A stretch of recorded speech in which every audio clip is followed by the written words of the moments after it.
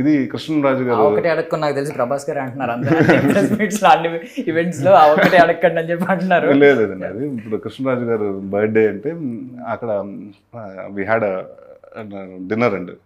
So అక్కడికి వెళ్ళినప్పుడు ఏదో నాని ఏదో పట్టుకుని ఏదో సంథింగ్ ఏదో కామెడీ జరుగుతుంది, ఏదో ప్రభాస్ ఏదో చెప్తున్నాడండి. అప్పుడు ఆ రోజు జరిగిందండి ఇది, ఎంఆర్లో ఎక్కడో చేసి.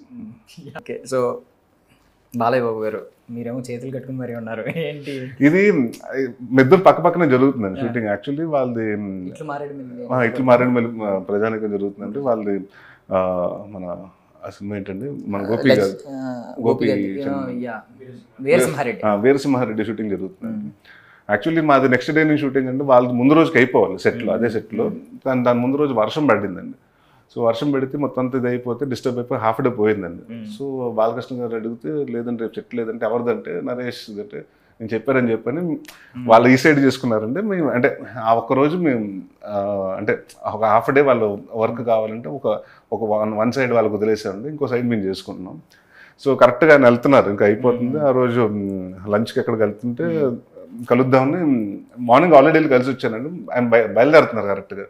సో రండి బాలకృష్ణ గారు బయలుదేరుతారంటే జస్ట్ సెండ్ ఆఫ్ ఇవ్వడానికి వచ్చాను.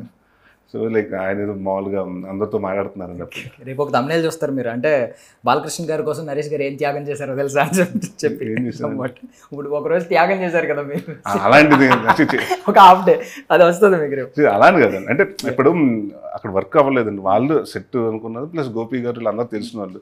ఇట్స్ ఆల్వేస్ అవుతుంది. ఏమవుతుందంటే చాలాసార్లు మేము కూడా ఏమవుతుందంటేనండి, ఆర్టిస్ట్కి ఒకసారి కావాలి. ఇప్పుడు వెనిల్ కిషోర్ కావాల్సి వస్తుందండి ఈ సినిమా చేసినప్పుడు.